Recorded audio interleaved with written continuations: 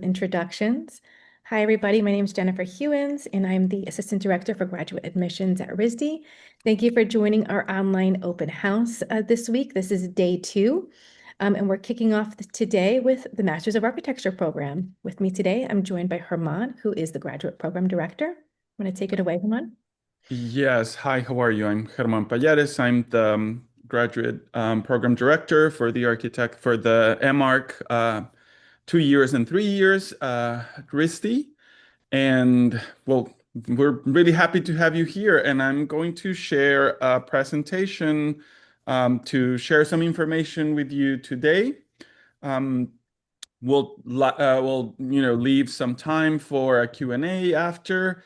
And it's mostly just a general introduction of what we do at the architecture department and what we want to share with you about our work.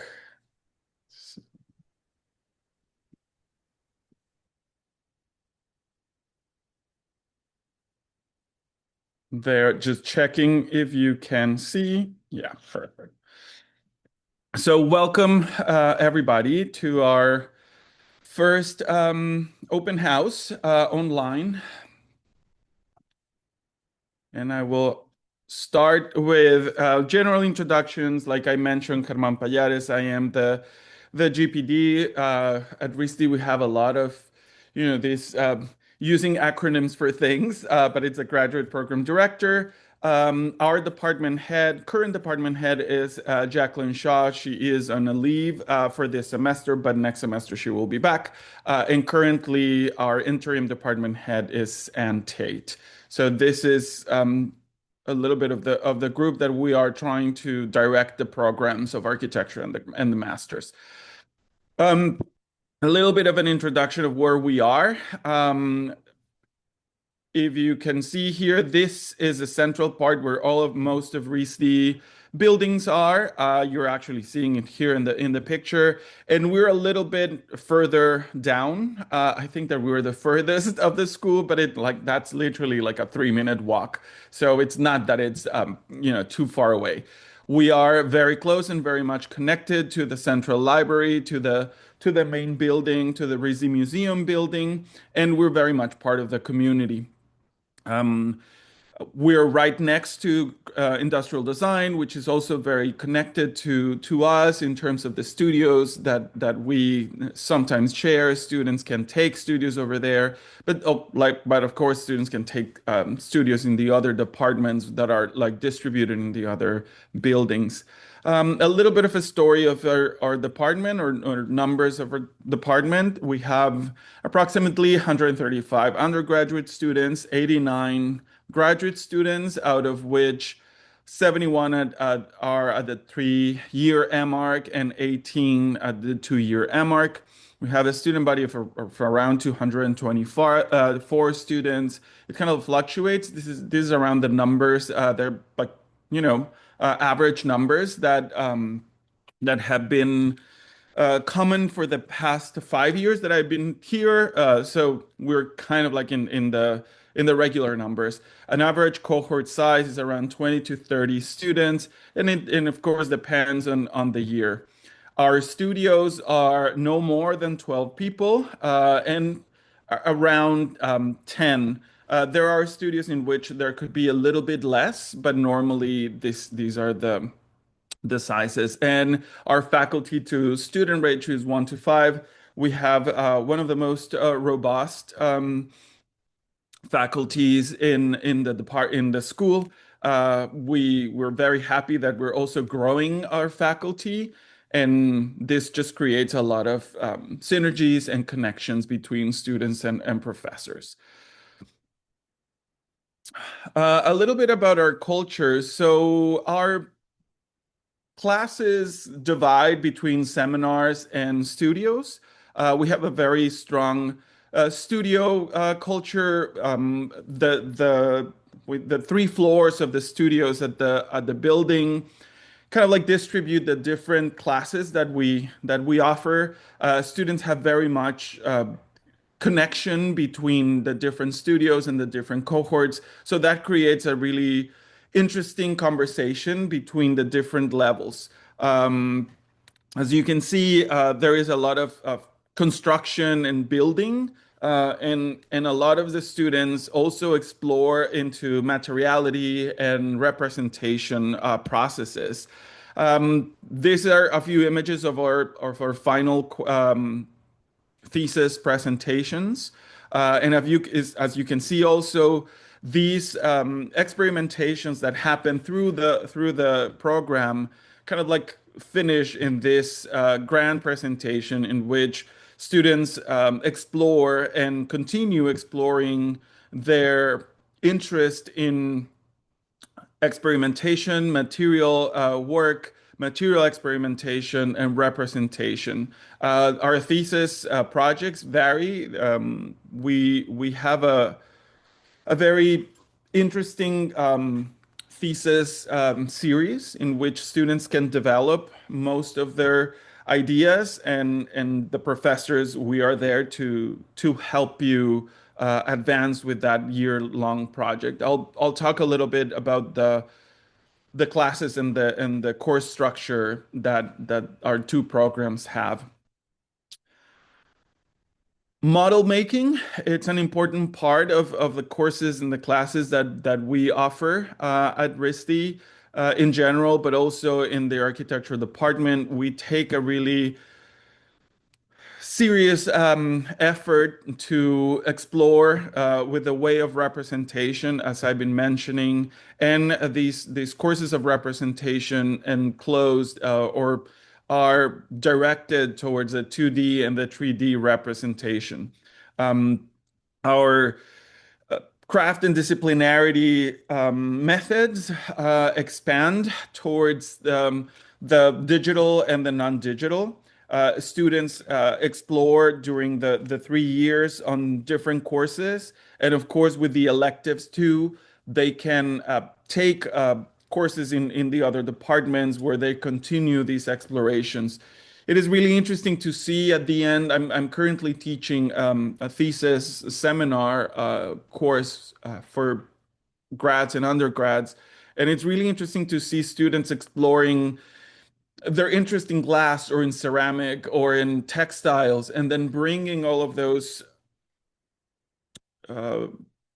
all of that knowledge and all of that experience that they gained in these other departments into the architecture thesis, and exploring them and bringing them into a different way of conversation and a spatial conversation that becomes a very enriching process for them and for the students that are around them. Classes like environmental design and material and urban ecologies explore on the environment ethics and the material ecologies. We proud ourselves of being a school that is very interested in these two aspects of architecture, but also the social responsible and the social justice and environmental justice aspects of design are elements that are always embedded in the studio work that our students do and that our professors put forward. Um, Examples here, Alessa was a student a couple of years ago, and her presentation thesis work was around salvaging parts from construction and remaking and creating different modules and different parts for new buildings. Jacob was exploring the use of residues from sorry, residues from the fishing markets and the fishing ecologies and economies that exist in the area by creating this project that included the community, but also all the like the general process of it. And one of the advanced studios, for example, of Professor Jonathan Knowles, it's a design build studio in which students end up building these modules and end up building this complete constructions that are basically inhabitable. So the process is not only that goes through design, but also making the decisions on materials, making and designing the sections and the construction methods and the construction details for these projects. Um, some of the other courses expand into the seminars and theory courses in which questions of disciplinarity are being explored, and questions of the discourse of architecture, how we participate in these larger questions or larger aspects of the presentation and the representation that the world in architecture is having outside. How valid our work is current days? That's an important question that we keep asking. And how can we keep participating in valid discussions outside? Lola, Adrian, and Christina, students from the masters, presented their different projects for thesis. For example, Lola was exploring on the HVAC systems and how these affects the way that we experience buildings and the way that construction management deals with the processes. Adrian was also very much interested in the aspect of construction and the decisions that one has to make in the daily construction process, and how architects are a little bit detached from that, and how can we start participating a little bit more directly into that. And Christina, as you can see, she was interested in this like structure and superstructure of the project.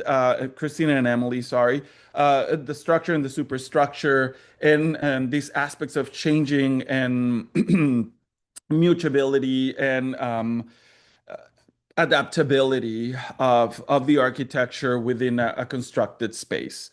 Um, so a little bit of our curriculum. This is our third year, 3-year program, sorry. We start with this summer architectural foundation studio in which during the 3 weeks that students participate, they go through courses on drawing, which is basically the 2D, the spatial dynamics, which is the 3D aspect of it, and they finish with a design project. So in 3 weeks, we try to bring students to the level that they will need to have when they go into Core 1, which is our first studio that all of the students have to take. This really interesting and fun experience of the summer course, that it's right before the semester starts, allows students to see what are the expectations, but also what are the processes and the methods of design and teaching that we offer, and to allow themselves to get to know also the installations and the building and the people that kind of like works there. So for the first year, it's mostly courses that students need to take that are part of the core. Core 1 starts with smaller buildings, buildings that deal with like smaller communities. Core 2, which goes into construction, starts to talk about, yes, these buildings, but also the constructive aspects of it, the design and the construction of them.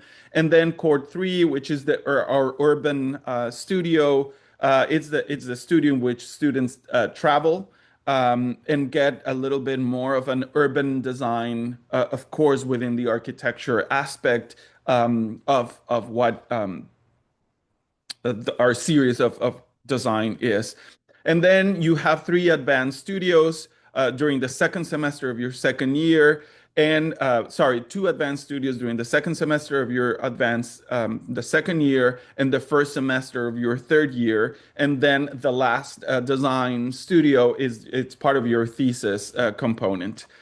Drawings and models are these 2 courses that, like I was mentioning, go to the 2D and the 3D aspects of representations. And then for history theory, we have world architecture and modern architecture courses, which have been redesigned as a way to be more expansive and inclusive of other voices that have been mostly silenced or erased from narratives. And then we have the technology and environment and structures courses that for the 3 year program doesn't really start until the third year, which is the building assembly and design. Disciplinarity is this course that deals with participating in the narratives and in the conversations that the world is having around architecture and the built environment, and how we work towards that, and what is our personal and as a community in the RISD architecture department participation in that. And then we have our series of theses, which are the seminar on the third year and the first semester, and then the studio on the second year. And there is a winter session course that allows for the preparation of these thesis project to kind of like be continuous during the whole year.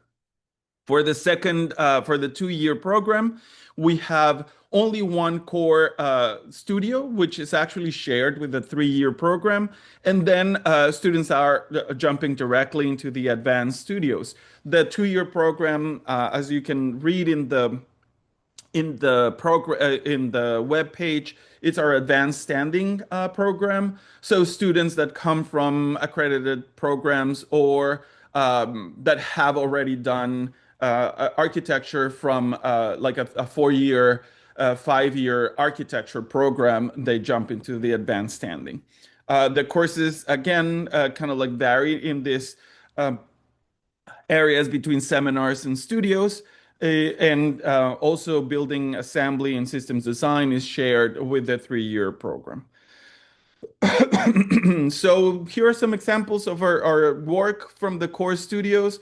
Like I was mentioning, core one deals with smaller spaces, single family spaces in a way to kind of like qualify them. Core two goes into this multifamily aspect of it, or community buildings that kind of like start growing. And then core three deals with like a larger aspect of it, like an urban aspect of it. We are not an urban design school, of course, but we see the importance of participating in these conversations, and the Core 3 studio deals with this um, intermediate phase of design, or intermediate aspect of design, in which architects participate in the construction of the city, and in which architects actually are part, and we are part of these dialogue that happens within the city. So how to participate in these like larger conversations is part of the work that we do in the core studios. Our representations courses, which are drawings and models, sorry, it's called, deal with these aspects of representation in 2 dimensions and in 3 dimensions.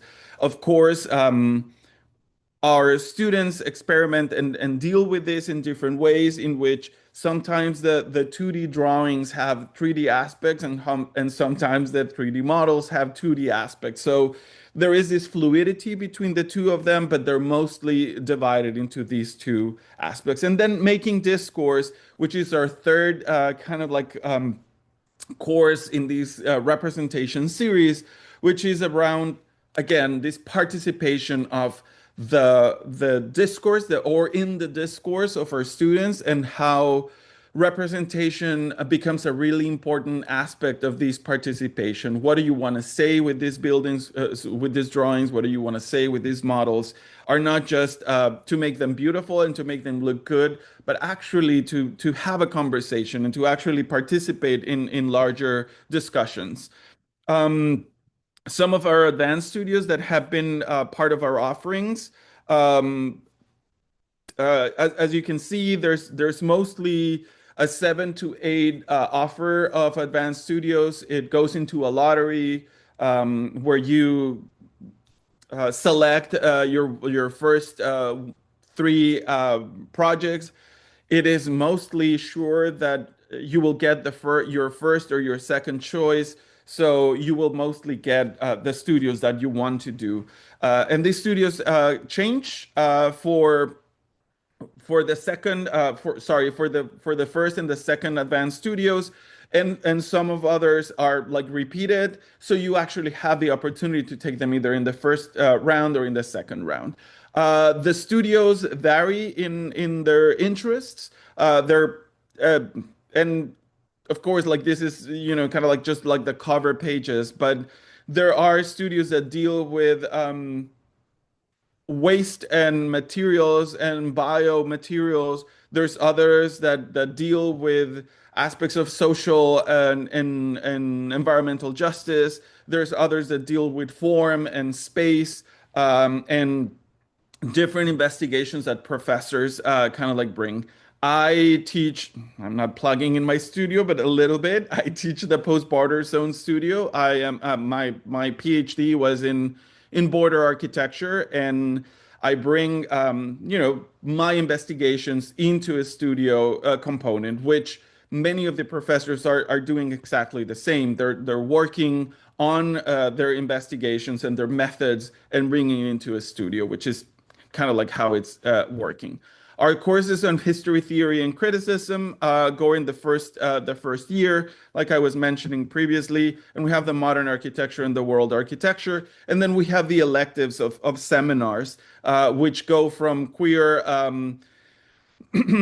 studies, from questions of preservation, from formal aspects of it, from material aspects of it. Again, but these are like the seminars aspect of it and the investigation part of it.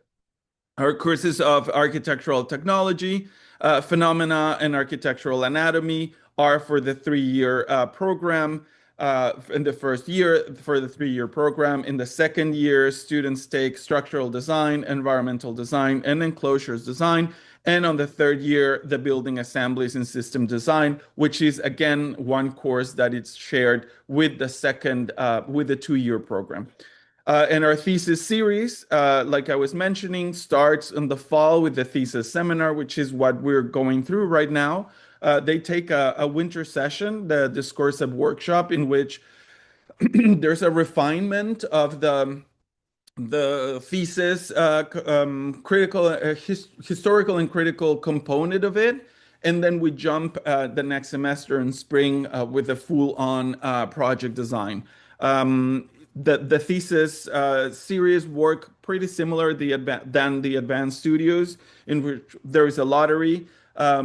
Well, actually, it works like a lottery, but it's more trying to pair students and professors that in their interests. So we as professors present our studios and present our thesis methods and methodologies of work.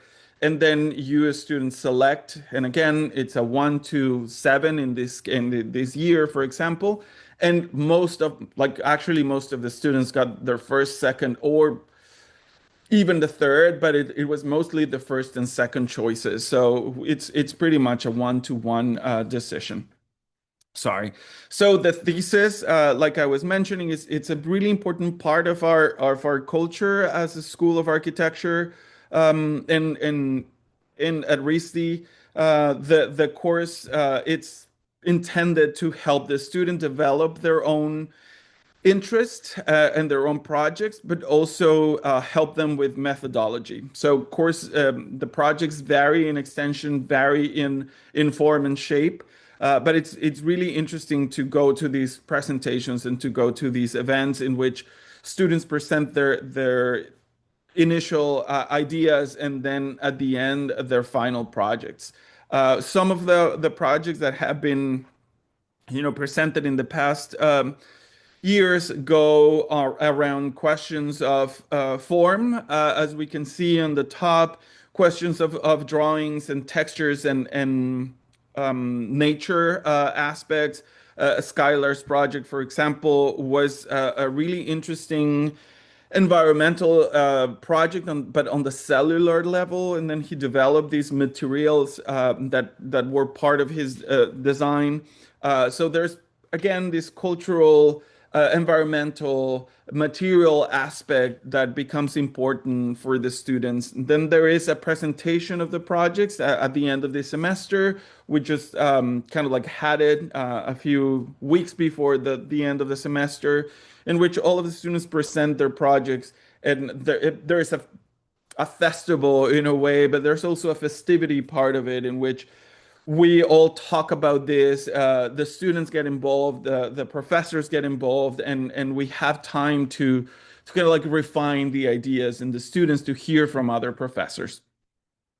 More images of the presentations of the final projects, images of the models, images of the drawings. And mostly what I wanted to open the floor today was for questions. It is a very, kind of like broad painting, but of the program. But what I want to hear is from you, and what I want to hear is to like what questions arise, and we can help you with that. Thank you. Fantastic, Herman. Thank you so much. It's a great presentation. So we do have some questions that are already coming in. Yes. See here. This person's asking, how heavy does RISD's program concentrate on passive heating and cooling design strategies?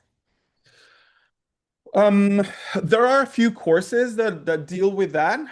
Actually, in the environmental design, there is some aspects of that, and there are some advanced studios that will also deal with that. I cannot say there is like a concentration on it. There is like a special area that it's kind of like directed towards that. But there are professors and aspects that do deal with these questions. Perfect. There was a question that came in the chat. Please keep all questions in the Q&A so I can answer them in order. But this question, you may have covered this in the presentation, but are there any specific dedicated concentrations within the program? Yes. So. There are, so in general at RISD, there is a graduate concentrations, which is for art and architecture teaching. There is a concentration on nature, culture, and sustainability. So these are concentrations that are built around the electives that students take, and in collaboration with me, for example, which is the graduate program director. We will help you select also the studios that kind of like go with these concentrations, so you can expand on that.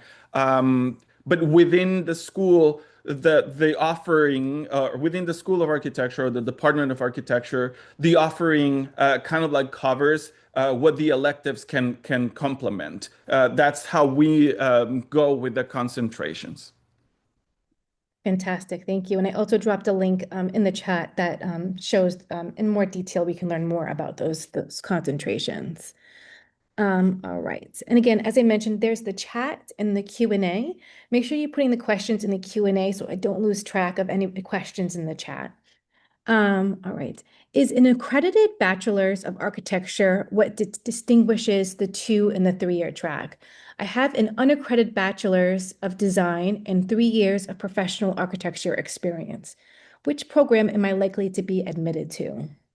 Sorry, I didn't catch that last part. It's a what program? They have an unaccredited Bachelor's of Design and 3 years of professional architecture experience.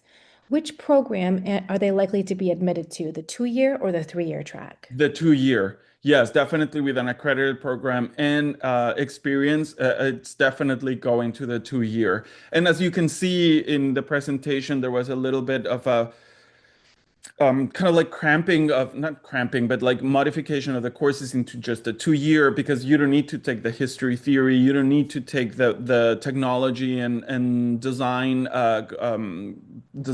like technology and building design courses, because you come from an accredited program, so that kind of like transferred directly into your education, and you're just like allowed to take a different sort of courses.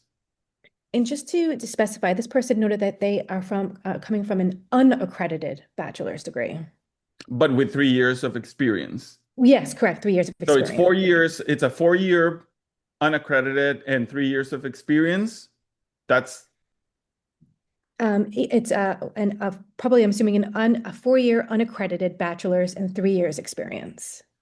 I think that it's still very much on the second on the 2 year program. But anyway, one of the things that we and Jen and I we've been through this is you apply to the program. We review your materials. We review your portfolio, and this pretty much allows us to offer what program will be the best for you. For what I can see, without actually seeing much of the materials physically, I think it will be the 2 year. But again, this is part of the application process that we can review during that time. Perfect. Great. Thank you. Are there any prerequisite courses such as physics or trigonometry? For the 2 year. Either for the 2-year or the 3-year. Yeah, okay. So for the 3 year, those are the courses that we actually offer. That's why all the technology courses are part. Phenomena, like one of those that were mentioned, is basically a physics course. It just has a sexy name, but it's a physics applied to architecture. So that's what it's like that's why the 3 year program kind of like covers all of these aspects of the math and the physics that are part of the design and the technology design of aspect of it. Perfect. Great. Thank you. What connections does RISD have with Brown that they can connect with for their thesis and the curriculum? Yes. So as a RISD student, you're allowed to cross-register courses with Brown. So that's a possibility. All of your electives, if you decide, can be taken at Brown. Of course, there is different sorts of offerings. In terms of the thesis, the advisors come from our department, but like I mentioned, students, there is never.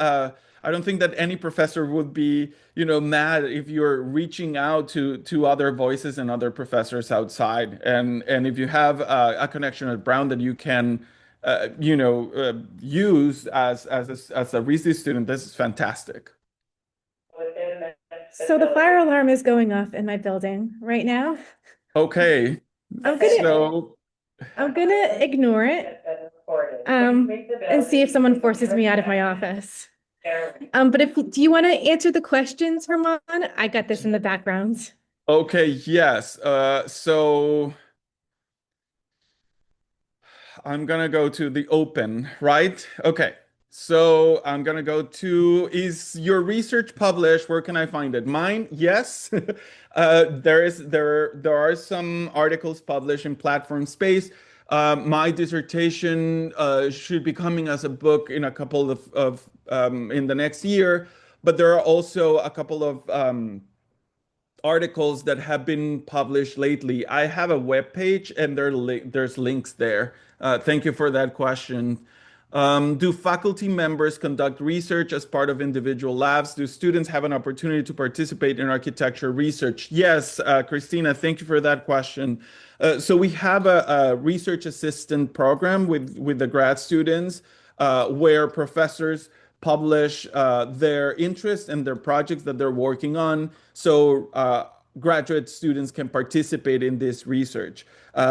There's, again, different varied projects. This past year, well, this year, which has just started, we have 5 professors doing research and students participating with them. They go from materials. Jonathan Knowles is one of the ones that is participating with. So it goes on materials and materiality and building components to the urban aspects of it and housing in areas of Latin America with Professor Sureya. So there's like different components of it. Would you say RISD's MArch program is more conceptual or technical? That's a loaded question, but I would say that we try to balance both of them, especially because it's an accredited program, so we need to have both aspects. That's an important thing to mention. Both of our programs are accredited, so we have to adhere to what NAAB requires from us. So it has to have both of them. Um, Are applicants automatically considered for the 2-year program, or is it a separate designation within the application? I think Jen can respond to that a little bit, but from my side, from the architecture, from like the architecture review of the application, we get your application and you select which one do you want to go, but then we can suggest either if it's for the 3-year or the second year. I don't know. Jen might be able to respond this if the application allows you to just go for one or the other. Like, is there a selection aspect of it? So the fire alarm is still going off. Um, but our application, yes. So the faculty, Ramon and his team will review. Is this annoying? Can you I hear this? cannot hear it, Okay, but good. it might be annoying for you. Sorry. Um, so Harman and his team will review the applications for both tracks. So you'll be considered for the 2 or the 3-year. After they review your applications, if they feel you would be better served in one or the other, we'll make that switch automatically. And then you would receive an acceptance letter for the program that they approved you for. And so that's how that process typically works. Thank you, Jen. Is there help or emphasis put on professional development, licensure, internships, etc.? Yes, actually, there is a required internship that you have to do. There is a class that actually puts or prepares you for these licensure processes and for participating in professional life, which is professional development. So yes, there is definitely part of our curriculum that works on that area. What do you look in portfolios from 3-year MArch applicants? This is a great question. We kind of like get it constantly. And how to respond? I think it is important to demonstrate your interest in the spatial aspect of design and also your experience with it. But that doesn't mean that you need to have this crazy developed projects because precisely that's why you're coming to an accredited master's program to get those skills. But it's definitely a way to demonstrate your interest in design, your interest in um, spatial design, and your capacities and abilities of representation that we will look into that. We also have students that even come from areas that are not of design, that their approach to design and participation and in construction comes from the community building aspect or comes from journalism, which we actually have a student, and it's more about these interests and how you can present that. So it is a really kind of like case by case question. Are there opportunities for students in the MArch program to simultaneously take studies outside of architecture, especially furniture and ceramics? Yes. In your electives, you can take studios in any of the departments outside of architecture. So for sure, you can take courses out there. Francisco, same question as far as prerequisites, but to expand on that a bit, are those still courses you might recommend taking regardless to make me more well-rounded coming from an art studio graphic design background? I plan on applying for starting in 2027. How might my art studio background best be applied to successful application to the MArch 3-year program? Again, I think that this is very much related to the question about what we are reviewing. For this, I can tell you, we're not reviewing in the portfolio any math or physics skills. So these are like the two components of the application. I think that if you finish your program, that this is an aspect that it's like sorry, if you finish your undergrad and you present a portfolio, these are the first things that we're gonna see. About taking courses previously,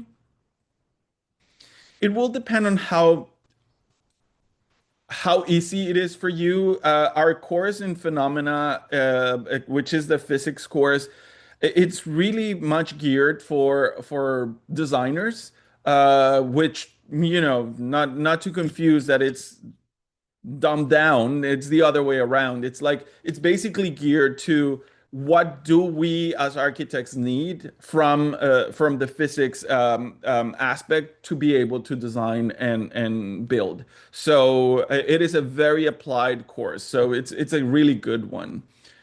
Are there any study abroad opportunities within this program? Yes, there are. We have summers outside and we have winter sessions out. Actually, this winter session, there is one course in Japan and one course in Mexico City, if I'm remember correct, if it's not during the summer, but yes, there are summers and winters outside. Also, you can do a semester abroad, but yes, like short answer is yes. I apologize, I have to step away, but see, my question on the 2 versus 3 year track has been answered. What did you have to say about distinguishing the two? One is the advanced standing, which means you have an architecture foundation more strongly, while the other one you can come from other areas of design. Can you talk a little bit about Providence and what it has to offer? Music, events, parks, activities, nightlife. Yes, Providence is a really, I have to say, I live here, but it's a really cool city, and not that I have to. It's really an amazing place. The fact that we're really close by Brown. Brown brings a lot of art exhibitions, events, concerts. RISD has a museum where we also bring a lot of conferences and lectures and artist participation. The city is a small city, but that offers a lot. We are very much set in the center of the city, very close to downtown, so we participate actively in this community. Um, because of Brown and because of RISD, the city has a very active art community. So in terms of events and activities and nightlife, it's pretty much and music, it's pretty much related to this artistic aspect that the city has. So it's a really rich life in that way. Have I missed something? I'm interested in hearing about some of the research being done within the university. Could you talk about Loop Lab, other opportunities to pursue research? Does this manifest in thesis projects more than anything, or other areas as well? Yes, thank you for that question. So we have different labs: the Nature Lab, the Loop Lab. The construction lab and the other schools also have their own ways of doing research in which you can participate with your electives or just getting involved. Like I was mentioning, there is research being done within the department and our professors' participation in which you can participate as a student that it's interested. So there are many aspects in which students get involved in research within the university and in different levels. So does this manifest in thesis projects? Yes. But it's also participate like in exhibitions. Last year we had a couple of professors that were preparing an exhibition for the Venice Biennale, and students participated in that. And some of the work that was produced by students was exhibited there. So it takes different forms and shapes. So I have a friend who works as an architect who has told me that the software used in architectural design has evolved beyond AutoCAD and become more specialized. To what extent does this program implement different art design software and applications? Is there any freeware you might suggest for us potentially play around with or even use as part of our portfolio development? So yes, I mean, AutoCAD is kind of like the base of it. We now, students take AutoCAD and Rhino, and many of them continue their interest in 3D design. So they use Grasshopper and other tools For rendering, we don't really work with Revit, which is one of the programs that has been outside, because it's mostly a program that deals with aspects for construction. That doesn't mean that you cannot learn it or that there will be courses offered around that, but the basic design software that is being used in the architecture department as a common daily thing would be AutoCAD and Rhino. Freeware, you might suggest. So there is a similar to Rhino free software that it's being that's been outside, which basically uses the same structure and the same layout, which will allow you to kind of like, play with it and then jump into Rhino easily. The other software that it's being used for design, and not only for 3D design, but mostly for 2D, is the Adobe Suite, which is also very much part of what the architect students use in order to manipulate 2D drawings.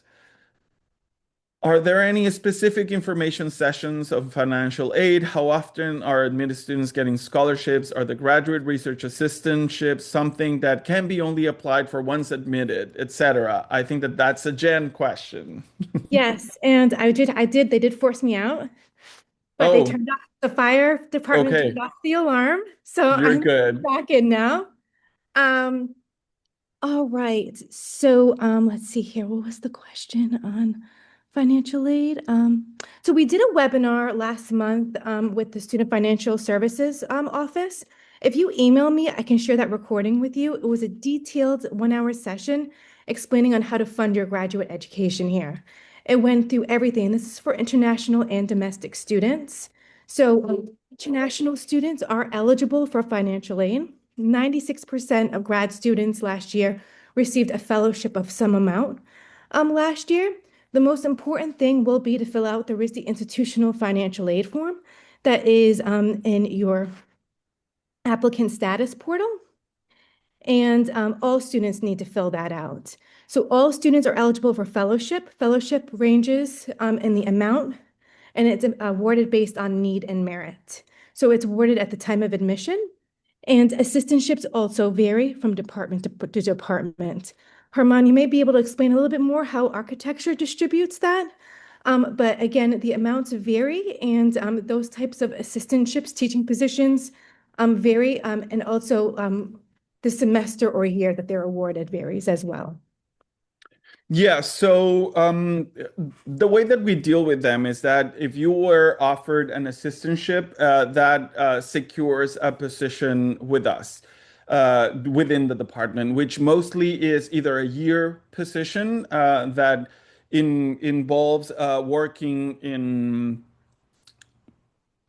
exhibition design, in helping lectures and exhibition team that works with the professors that are in charge of those events during the year. There's also work for people that are interested in photography. We have a photography lab for the students to participate in. So there's also that opportunity, but there's also the semester by semester TAing for courses. The first year for first year students or first year accepted students mostly gets into these other departmental aspects of the assistantship and participation in these other um, activities that the department offers.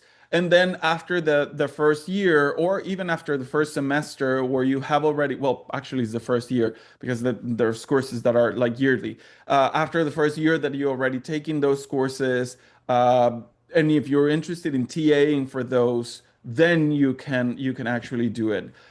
Also, there might be students that have a very strong background in many of the courses that the undergrad students take that have already, that you already come with them, and you can still apply for that. So the way that we do it is that once you get offered the assistantship, we distribute an application form with all the positions that are available for either the fall semester or the year semester. You apply to them. There is a transparent process in which you put your application, depending on the position, you put your like you also send your CV. You have to write an application paragraph, and with that information, the assistantships are offered.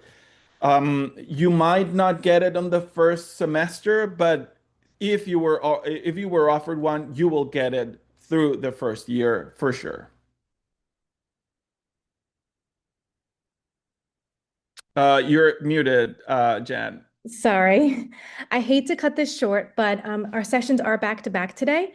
We do have landscape architecture starting at 10 a.m. So at this point, I do have to conclude the Masters of Architecture session. You powered through all those questions, Herman. You did a fantastic job. If anybody has any follow-up questions, feel free to email me at admissions@risd.edu. I'll do my best to answer them, but if not, I'll redirect them to and get some guidance from Herman on those questions. But Yes, thank you, Jen. And that exactly that works perfectly. I think that like questions directed to Jen, if Jen is not able to, like have the whole answer, she will direct it to me and I can help you with that. Thank perfect, you everybody awesome. for being here. And thank you, Herman, for an excellent session. Have a great morning. Take Bye bye, care. you too.